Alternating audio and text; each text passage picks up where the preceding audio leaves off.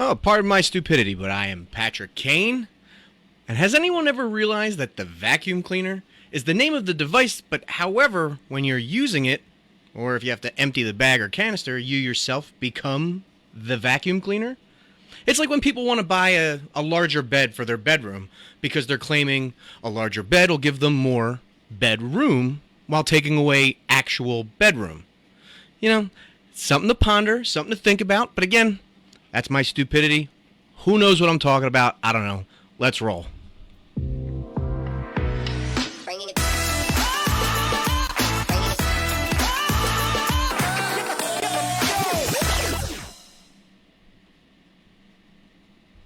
Welcome to PMS, boys and girls. It's Monday, August 22nd, and on tonight's show, we will be discussing multiple things from R. Kelly trial to the Monte Teo docuseries on Netflix, the rise and fall of Vince McMahon and the WWE, and all things NFL related, because we're only a mere weeks away from the NFL season actually kicking off.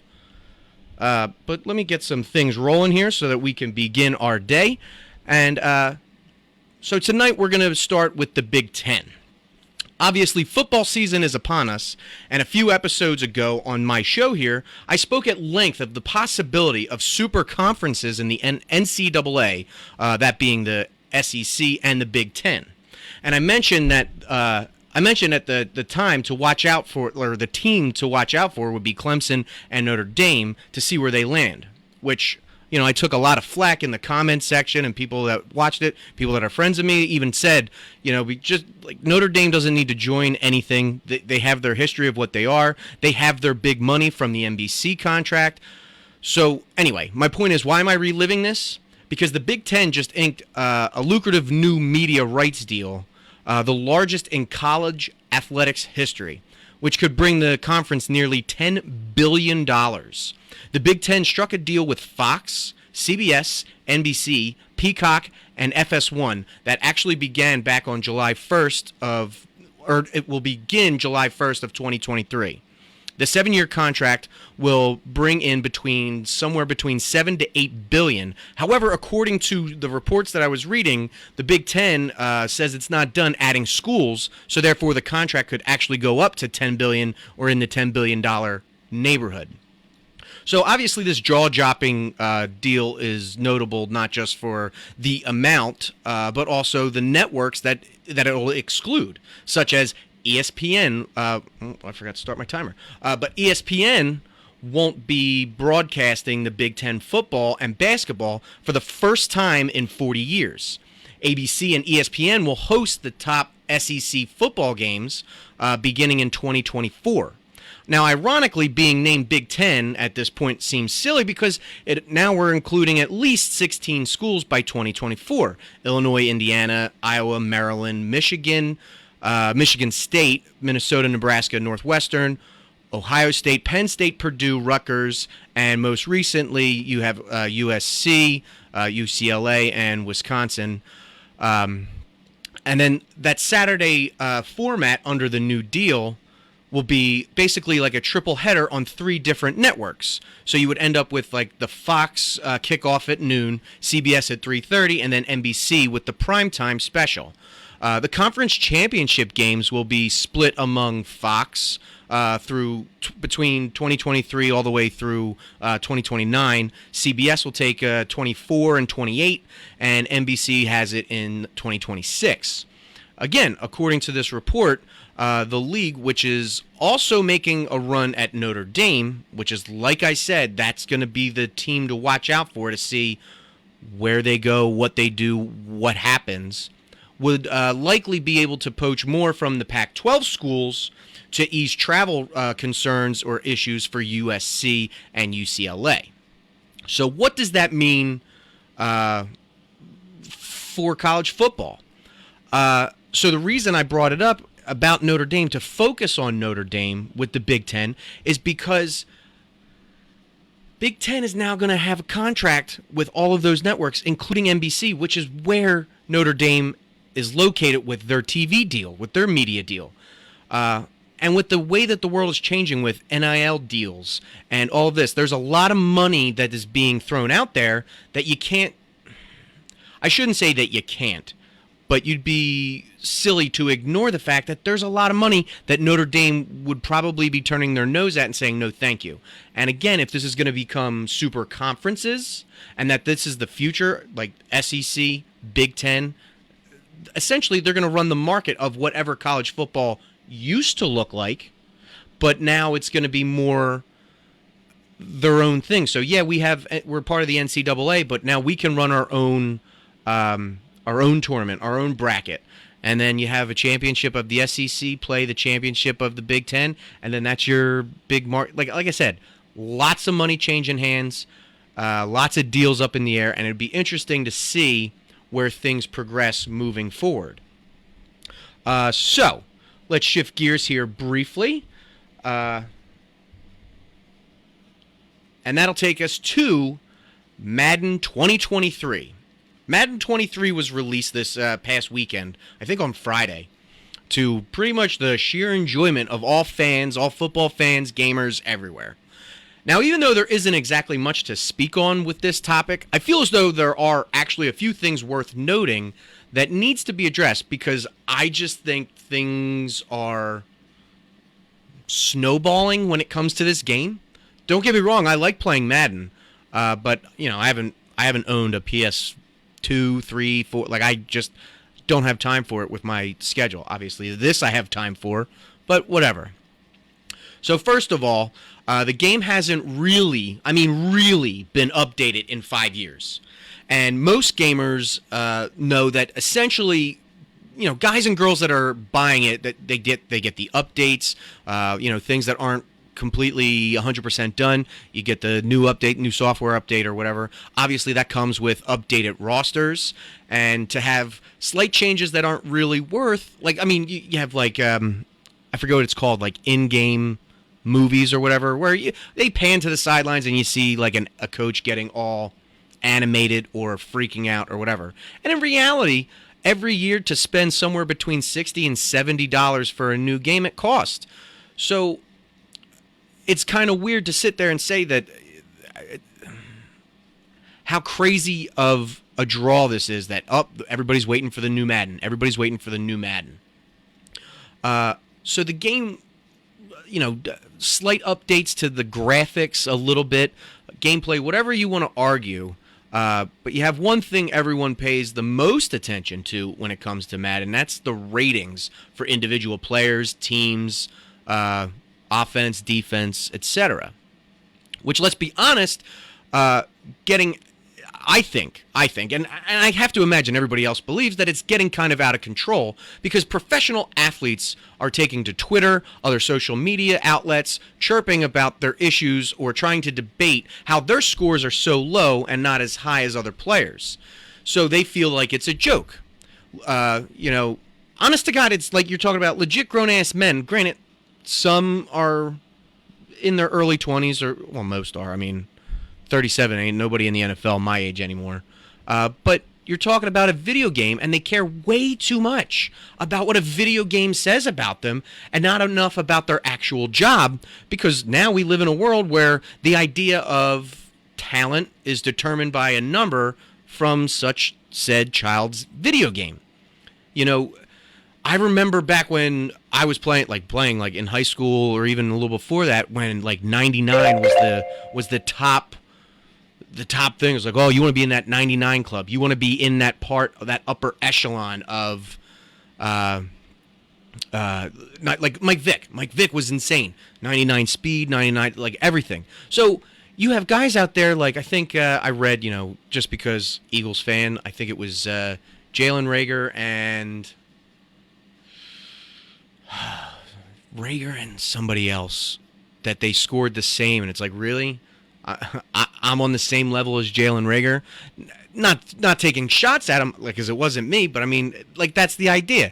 So you have a lot of discrepancies about people that have their own issues, have their own problems, have their own insecurities, I guess you could call it, because, what else is this? It's a video game, but you play a child's game. It's out of control. and for the draw that the game brings in every year when the game gets released also seems bizarre to me. You know, I started this podcast separate from my other podcast with Booch, doing the Booch and Pat show, because he hasn't had a lot of time and it's hard for us to get together. This, I'm just by myself. I can do this on my own.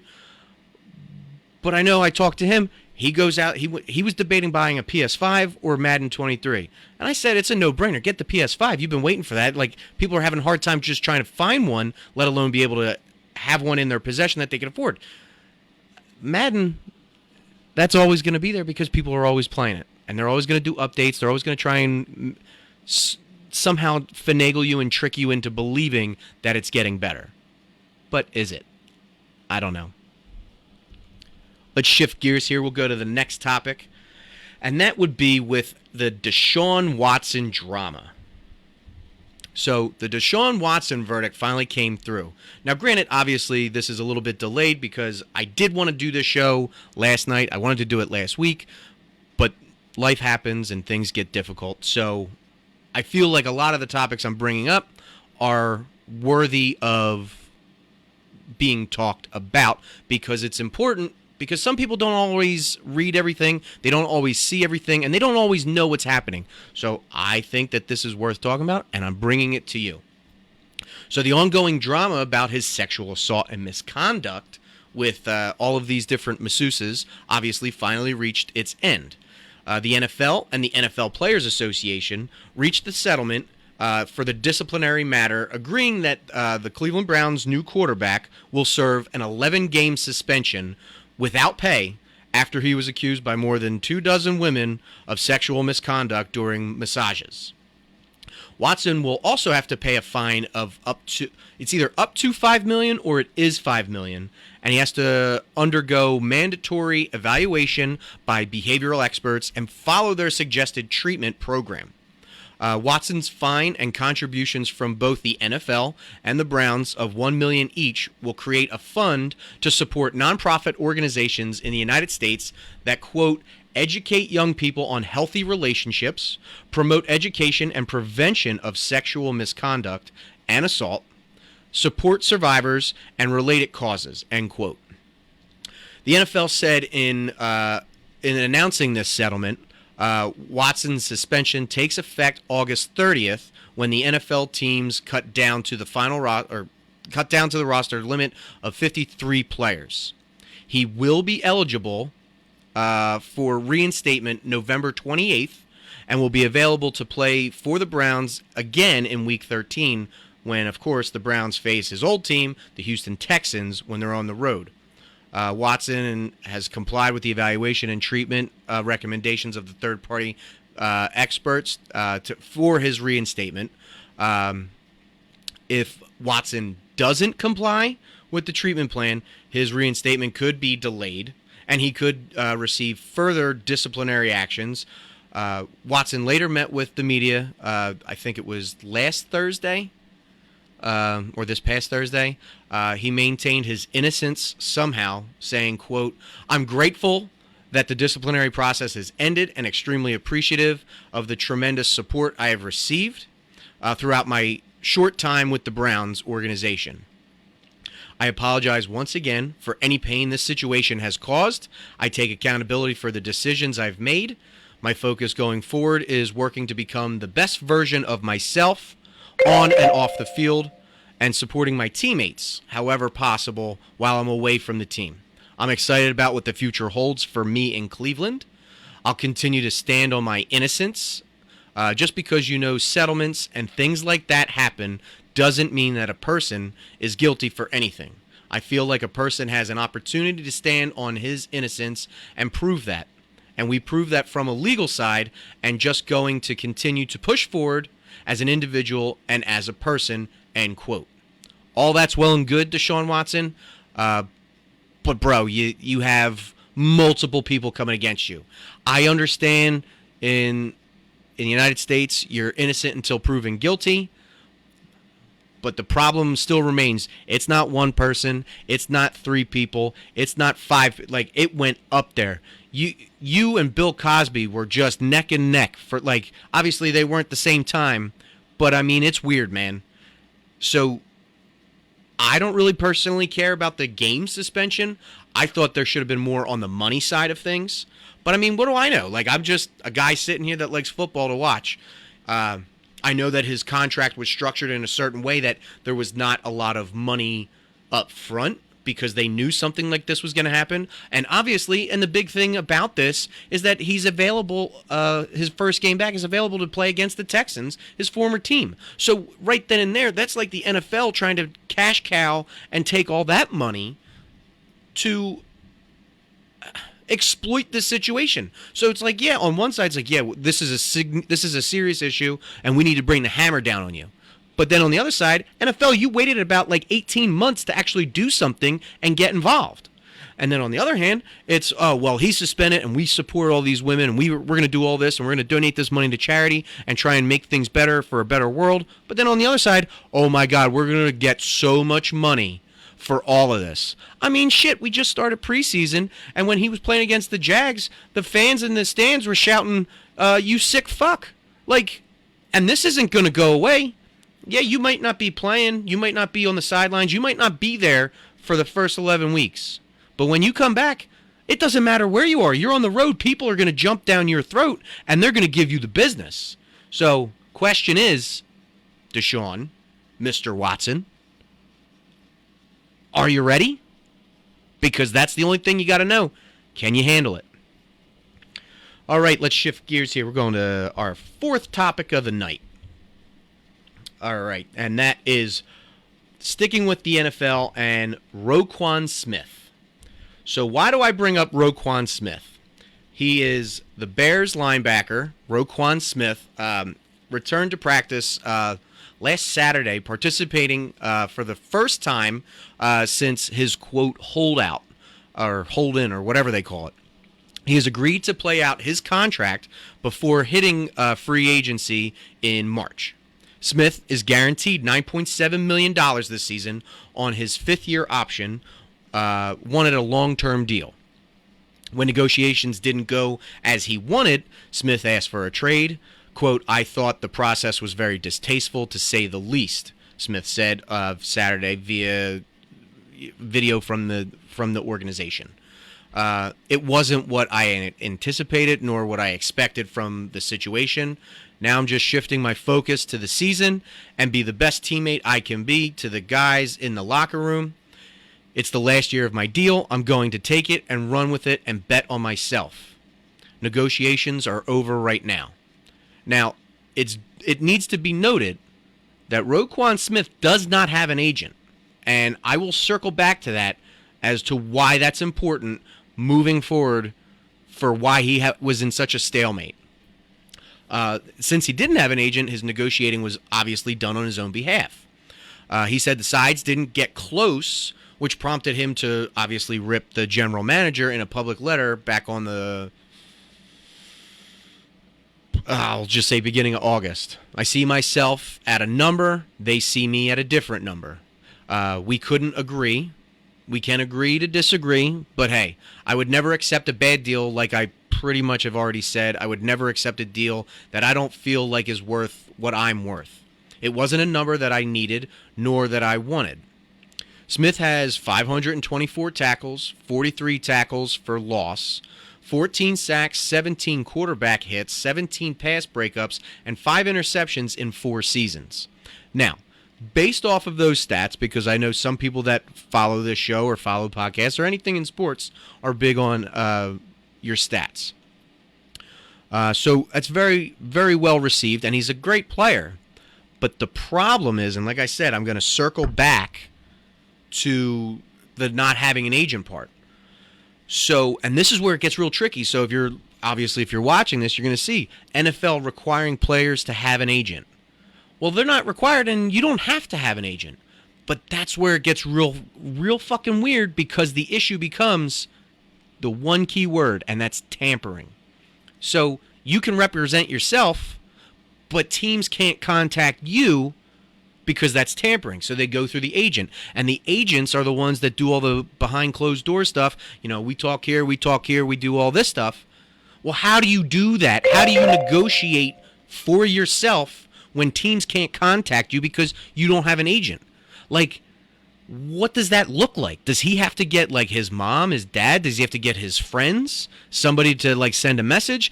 Does he have to get approval from the Bears organization? Say, look, if they can't contact me because that's tampering, but I need to be able to let them know that this is okay. And I'm pretty sure there's a written rule that as long as the organization that has your contract writes off on it and approves it, then I think it's allowed that you can then interview with other teams.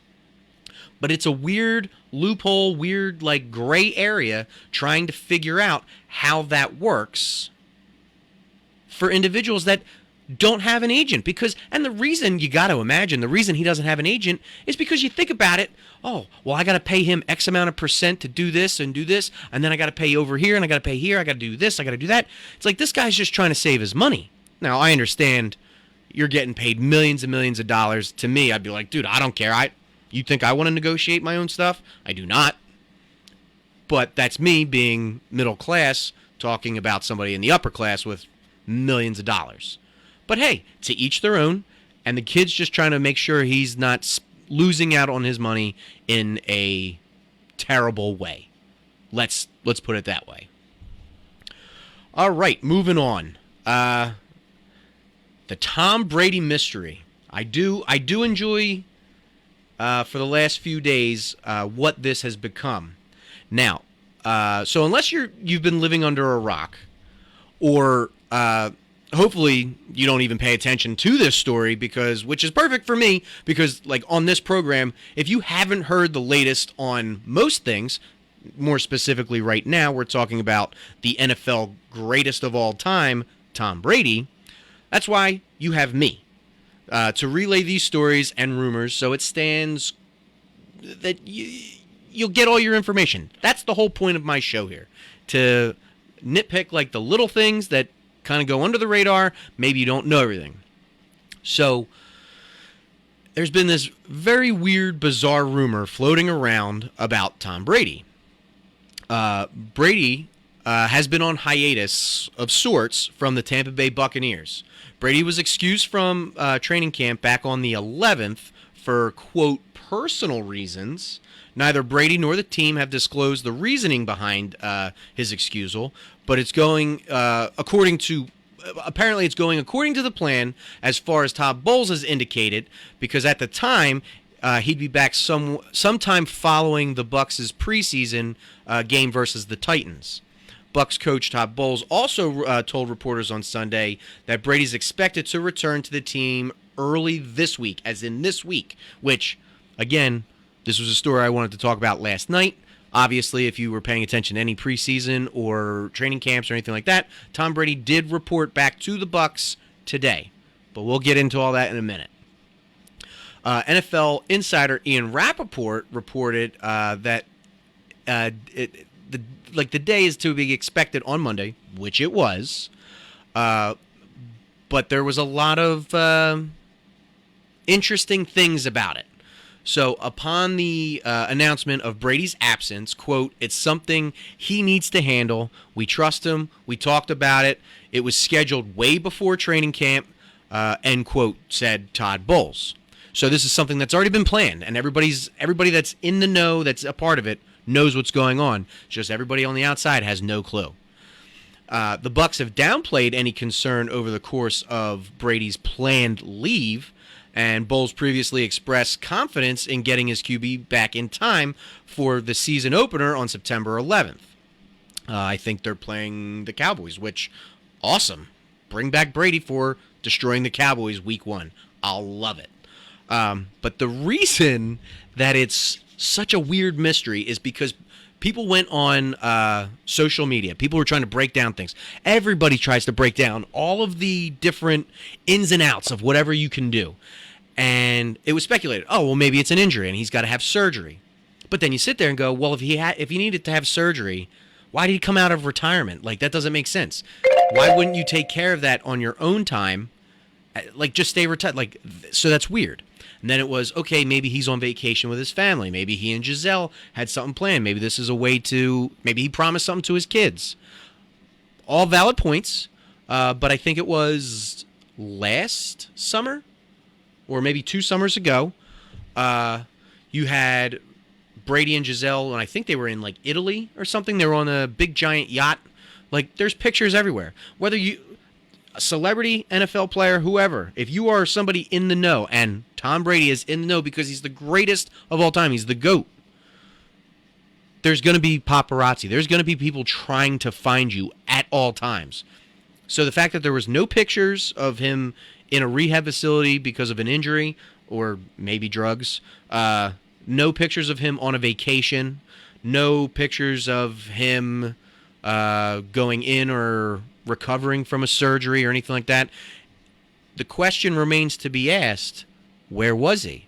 And what is it? What could you possibly tell your organization, tell your club, I have to do something, I'm not going to be here, that starts on this day, and I hope to be back on this day. So something that has a beginning, but not a solid ending. So what could that be?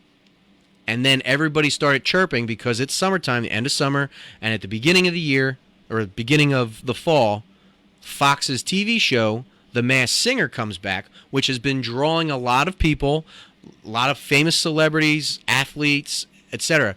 Mylotta from the Eagles was on it last season. Now, granted, this is actually kind of fun for me because this is one of my secret shows, like one of my guilty pleasures that me and my girlfriend watch. Sit there and try and guess who's singing and who's doing all that stuff. But I'll tell you right now, if I'm watching this season and all of a sudden there's like this big giant person walking out with a goat head, I'm hit. That's fucking Tom Brady. That's who that is. That's Tom fucking Brady, right? I mean, it's a legit, it's a solid rumor. It's a solid idea. I mean, we'll just have to wait to watch how that turns out. And you also have to remember, Masked Singer is on Fox. Tom Brady has a contract in play when he retires to go join Fox as a sports ambassador or NFL ambassador. So there's something to it. We'll have to see how that pans out in the coming weeks, but we'll see what happens. Where are we at? We're moving right along. So you're all probably wondering what pie slice means. And this is something that I have been jonesing to talk about for quite some time because I heard about it and I thought, this is the dumbest fucking thing I've ever heard in my life. But I do understand pros and cons to it, so it's whatever. But when I talked about it with some of my friends, a lot of people thought I was insane. Like I wasn't making any sense. So that is the pie slice rule, and it's MLB's way of trying to prevent the shift in baseball. The idea was thrown out a little over a month ago, or we'll say probably back in June maybe at this point. But like I said, the idea is to put these chalk lines at second base. And that's to prevent the shift, so that way you would have to have your shortstop on the one side and second baseman on the other. And I believe that the idea for this was beginning July 22nd for the Low A Florida State League, which obviously minor league systems and everything, they're the ones that experiment with all of the new rule changes. Obviously, this one being the pie slice rule, which will, as I said, will prohibit defenders from occupying that specific patch of dirt behind second place. So how's it going to work? Like I said, you're going to have 2 chalk lines, which will be drawn on the infield, that's hard to say, behind second base, or extending off of the tip from each edge of the bag, going out to the outfield grass. This triangular patch of dirt will be off limits until the pitch is delivered. The idea is to increase the hits up the middle, which again doesn't make a lot of sense to me because up until this point you're trying to speed up the game of baseball, and now this seems like it's going to elongate the game of baseball.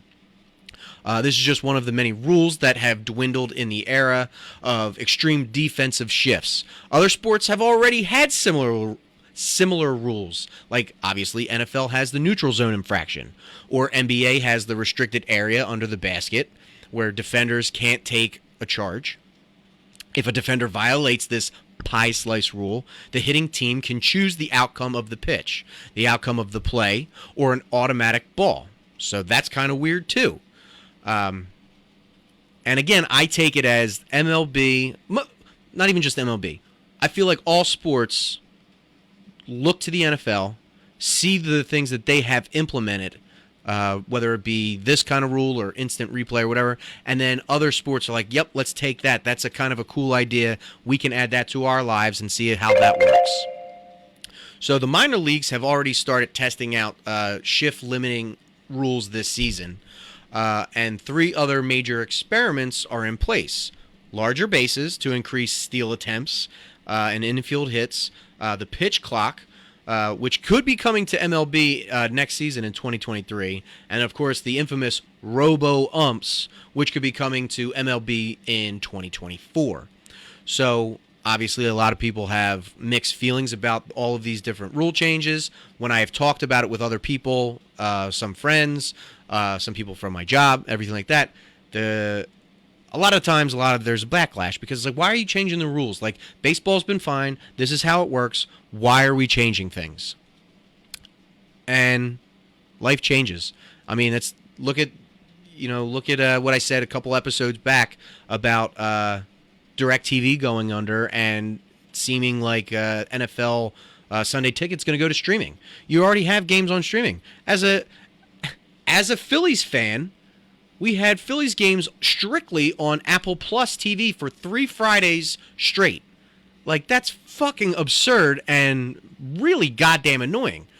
But, again, that's their idea of changing things so that they can have their more money, they can make their plans the way that they want, and they will move forward that way. They don't care about the elderly that have been diehard fans, the ones that are going to the game. They don't care about the middle bracket, like guys and girls that are, we'll say late 20s to early retire. They don't care about us. They care about people like my son. They care about people of the future that are going to be coming up and they're the ones, if I had my phone with me, they're the ones sitting there at the games like,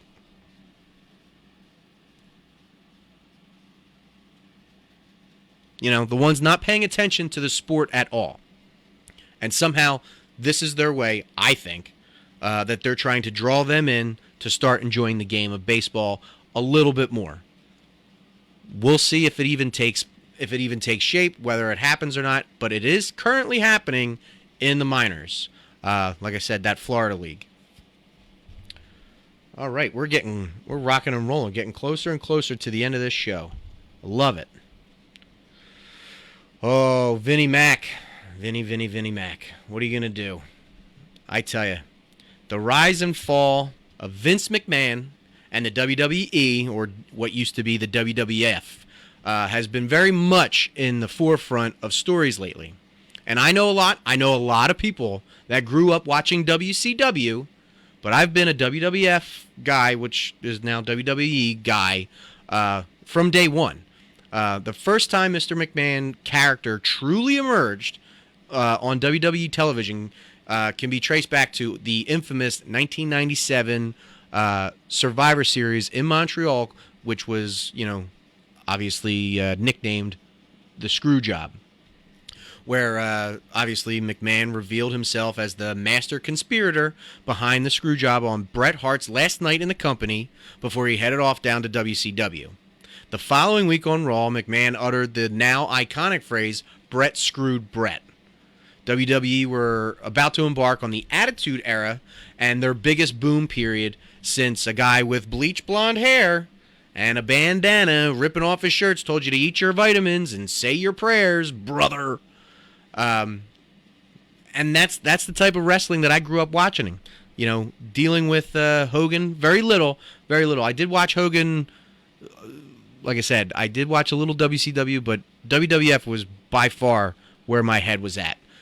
And I remember wondering why Hogan wasn't a part of WWF anymore because I just remember that as a kid. And then scandals came. And it just seems like when it comes to Vince McMahon, he can't get out of his way from creating some type of scandal. Obviously, last time I reported was talking about his issues with sexual misconduct. It's like we're talking about Deshaun Watson again. Like, you know, he stepped aside. Triple H stepped in. His son-in-law is now running the show. But I digress. You know, this is talking about the history of the nonsense that he has created. So back as far as the late 80s and early 90s, back then the United States Supreme Court, I think, or criminal court, I forget, they brought charges against Vince McMahon on suspicion of supplying illegal anabolic steroids to his professional wrestlers. Obviously, the jury found McMahon not guilty on July 23rd, 94, and the prosecution alleged that McMahon was in charge of distribution of illegal steroids to WWF wrestlers. They also charged that McMahon had required wrestlers to take steroids while they were in the WWF. Appearing for the prosecution's main witness was Hulk Hogan, who had been the WWF's biggest star during this expansion, and he was now working for WCW at the time of this trial. He was testifying for the immunity from the prosecution, and Hogan said that while he had taken steroids previously under his own prescription for medical purposes and received them from Dr. George Zahorian, it came with his fan mail and his paychecks. McMahon had never asked him to take any nor bought him any on his behalf. There were also like 11 or 12 other wrestlers that were called to testify by the prosecution, but nobody called to the stand attested that McMahon had supplied them with steroids apart from Nails. And now Nails, a wrestler, claimed that McMahon had pressured him into taking steroids to make him look bigger. However, McMahon's defense attorney argued that Nails was just a hostile witness, as he had been recently fired from the WWF previously and was a disgruntled employee looking for revenge. Nails contradicted himself during his testimony by stating that he had no animosity towards McMahon, but then later answered in the affirmative that he hated McMahon. As a result of Zahorian, the Dr. Zahorian cooperating with the prosecutors, McMahon was indicted in 93 with conspiracy to distribute steroids, possession of illegal steroids with the intent to distribute, and embezzlement for allegedly using money from Titan Sports Inc. To purchase illegal steroids. Now, prior to this trial, McMahon had lost a civil lawsuit brought on by Jesse the Body Ventura for over $800,000 owed to him in royalties for Ventura's color commentary on WWF programming. So, you know, this is like, that's something that people forget about. So everybody's talking about the things that are going on right now in the world, and like I said, he can't get out of his way. And even right before this, the amount of people that used to grow up watching wrestling, used to grow up watching WWE, used to grow up trying to enjoy it, it just became watered down. It just wasn't entertaining. Now that Triple H, his son-in-law, is in charge, and obviously it's getting late because it's 20-9, Raw is War, or WWE Raw, I don't even know what they call it anymore. That's on TV. It's Monday night, so that's on right now. But apparently it's been growing very well. They've been doing very well for themselves.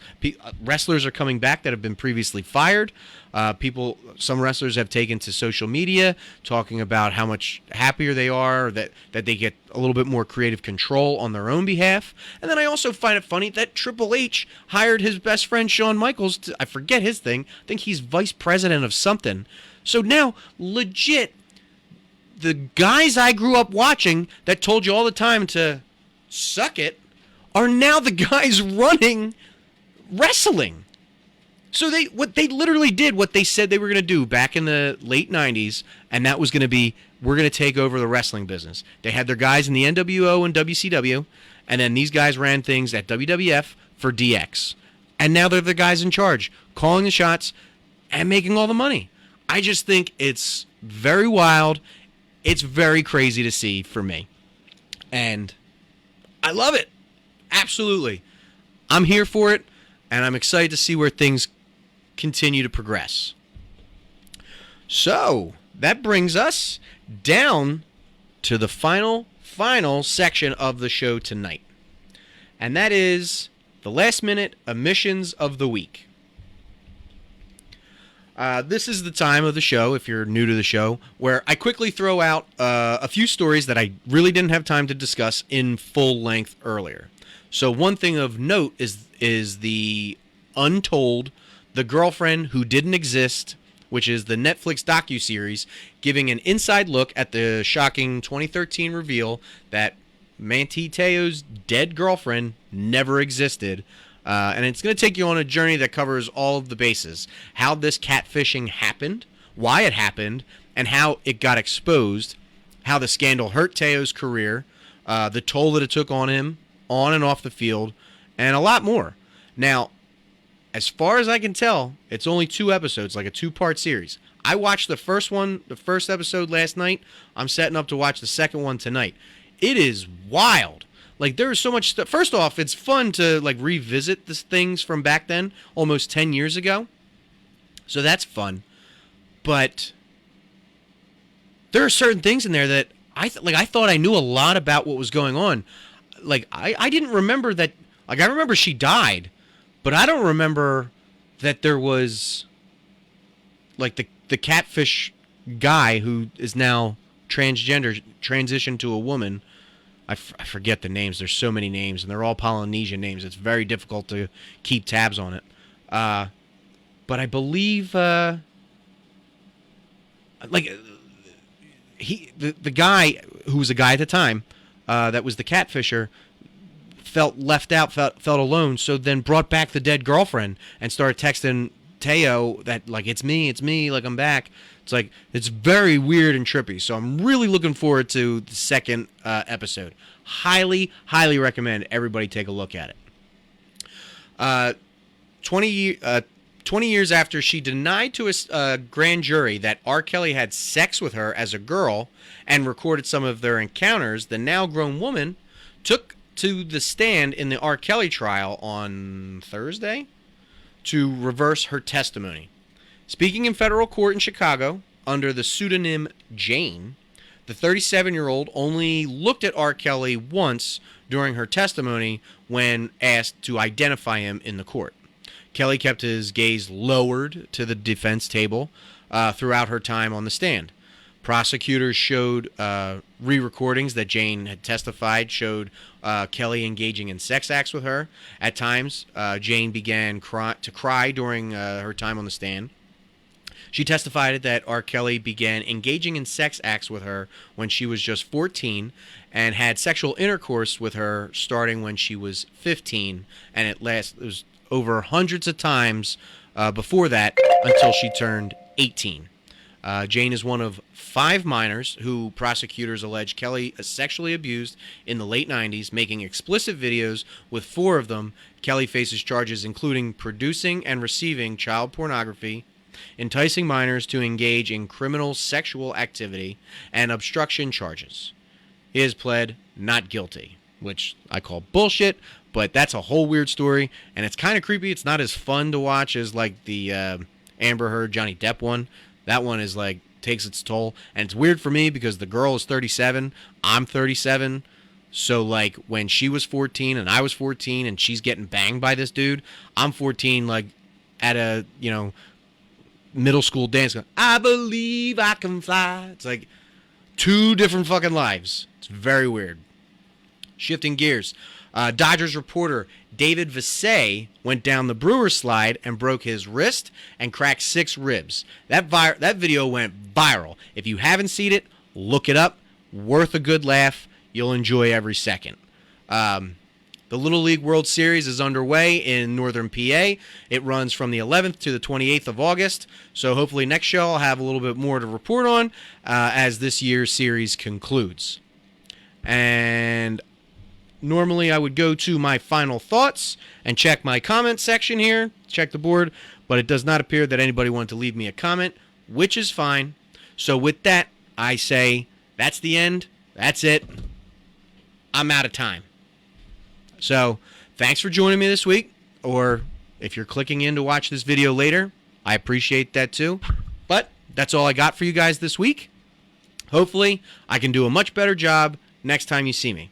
Make sure that you follow PMS on Facebook, Instagram, and YouTube, and make sure you hit the subscribe button to stay alert to all my videos so that you can find the and you can also find the podcast on iTunes and, of course, as always, iHeartRadio.